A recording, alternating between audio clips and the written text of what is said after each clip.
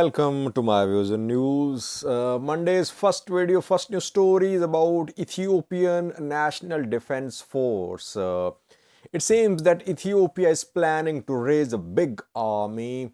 Regional special forces, militias are going to be integrated in ENDF.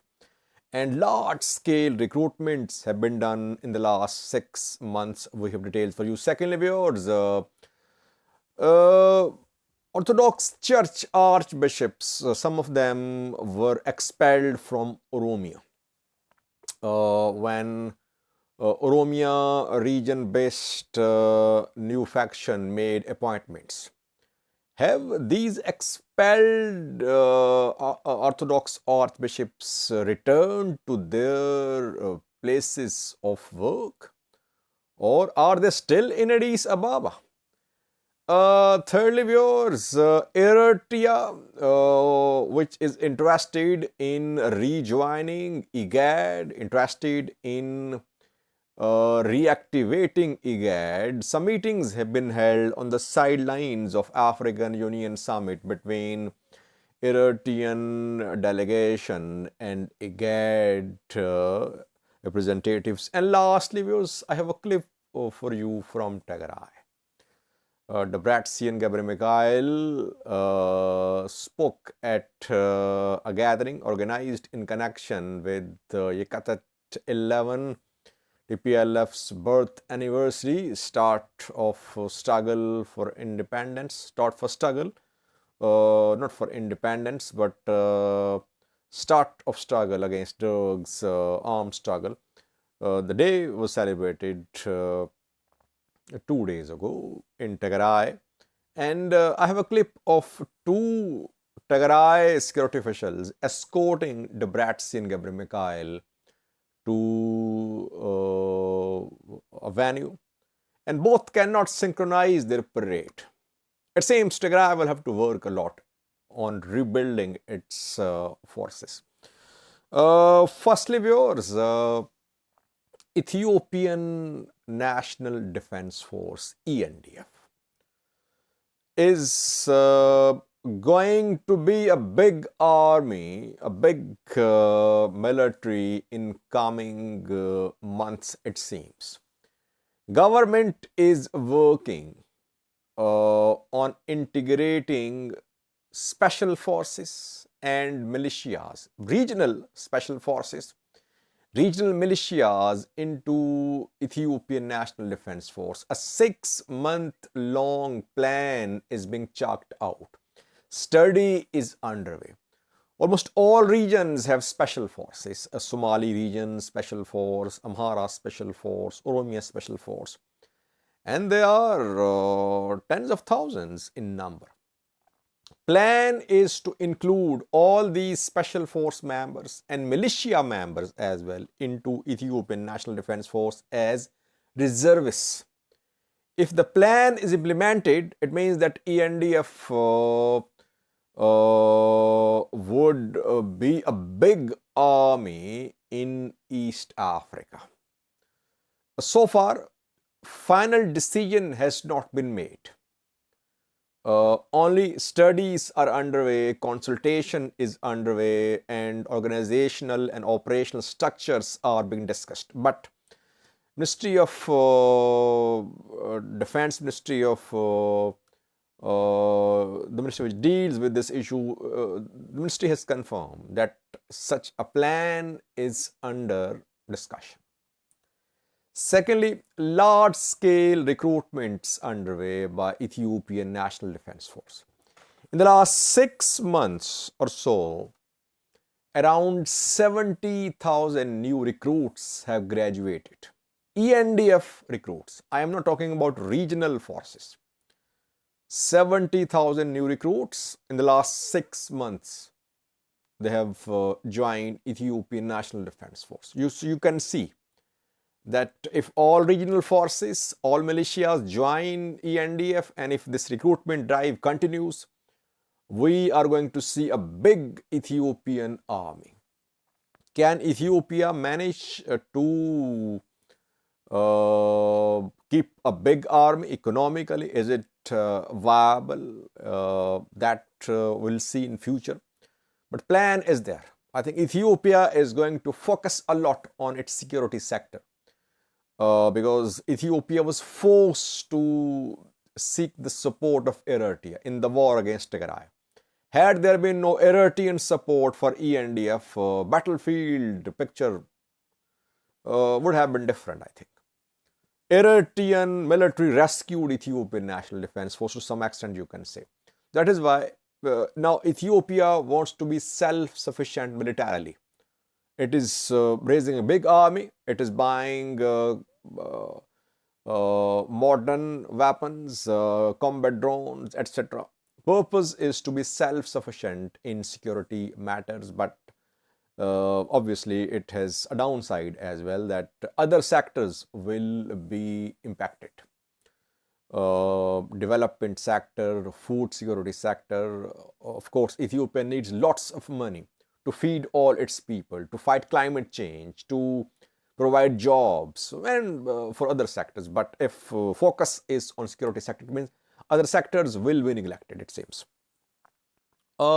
Secondly, viewers, Oromia region based Orthodox faction made appointments of 26 archbishops, bishops, mostly in Oromia, and they were sent to their places of appointment. And those who were appointed there, they were expelled. We saw that Abune Estefanos was expelled from Jimma. Abune Estefanos was in charge of Jimma diocese for decades, for more than a decade, but he was told to leave Jimma. He was inviting Abune Matthias to inaugurate a church. Abune Matthias and church leaders were not allowed to reach Jimma. Rather, Abune Estefanos was expelled. Abune Joseph in RC, he is Archbishop of RC. He tried to prevent what happened in Shashamane. He entered Shashamane, but he was told to leave. Packed up and told to leave. Now, have these archbishops returned to their places of work? Because now when agreement has been signed, I have been trying to confirm that I could not. I could not confirm the presence of Abune Estefanos in Jimma. Abune Joseph was seen in Shashamane, I think yesterday. We saw pictures shared by Ethiopian Orthodox Church of Abune Joseph, who was visiting injured Orthodox followers who tried to protect St. Michael's Church. But in the confrontation between security forces and the Orthodox followers, several were killed and injured. And some of them are at hospitals receiving medical treatment. Abune Joseph's pictures were shared by Orthodox Church of Ethiopia yesterday, visiting injured Orthodox followers at a hospital. Is he back in Shashamane? Is the Orthodox Church, main Orthodox Church, in control of St. Michael's in Shashamane? I have no confirmation. Rather, we saw pictures of Abune Gabriel in West Valaga, Abune Barsoma in East Valaga yesterday. Both are new appointees. So we could not confirm the presence of old in charges of diocese in their respective zones, in their respective dioceses in Oromia. We'll try to update you more. So far, a lot needs to be implemented. It's not that everything is back to what it was a few weeks ago. Still, there are unresolved issues. Thirdly, viewers, Eritrea is interested in rejoining IGAD. Eritrea withdrew, it suspended its membership of IGAD in 2007 after in 2006 IGAD backed intervention, military intervention in Somalia.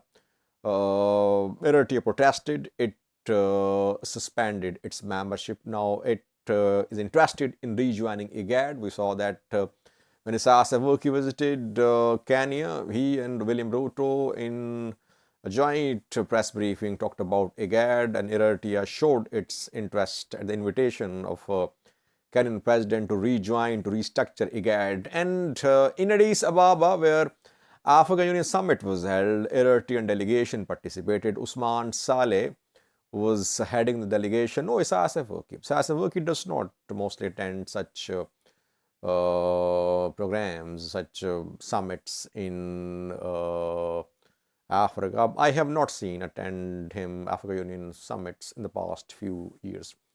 So he was represented by Usman Saleh, though it was head of state summit. And Usman Saleh held a meeting on the sidelines of Africa Union Summit in Addis Ababa with Varkane Gabayeho. Varkane Gabayeho is a Secretary General of IGAD. And IGAD has a limited role in Ethiopia too, where peace deal is being implemented. IGAD was part of negotiations which led to signing of Pretoria Agreement. Now, Eritrea wants to use the platform of IGAD in collaboration with Kenya to curtail US influence in the region. That is how I understand it. Eritrea is very vocal against US presence, US influence in the Horn of Africa. Eritrea is at Russian-Chinese camps. Kenya is receiving Eritrea with open arms. Somalia is its military being trained by Eritrea. Ethiopia would welcome Eritrea as well, so far. So it would be interesting to see what Eritrea does after joining IGAD. It seems IGAD is going to be reactivated. We could see lots of developments in coming weeks and months about IGAD. IGAD will try to form economic alliance, regional alliance in the form of collaboration of intelligence agencies, maybe security alliance as well. That is what Isaias Afwerki could be pursuing, I think. Lastly, was Tigray, where 11 celebrations were held to commemorate the start of the struggle of TPLF against drugs, and celebrations were held, commemoration ceremonies were held across Tigray, especially in Mekelle, where Debrecen was seen. I have a clip for you. Debrecen can be seen being escorted by two security officials to a venue where he was in connection with these celebrations. You would see that the two security officials cannot synchronize their parade. It seems that Tigray regional forces, leaving this clip aside, Tigray will have to work a lot to rebuild forces, regional forces, because Tigray has surrendered heavy weapons. It cannot have its army. But rebuilding of regional force will also take some time.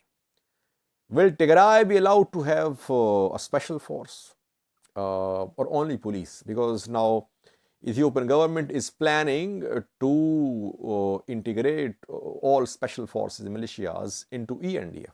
If it happens, Tigray will have only police, like other regional states. Will regional states agree to this proposal of Ethiopian federal government? That's also a question.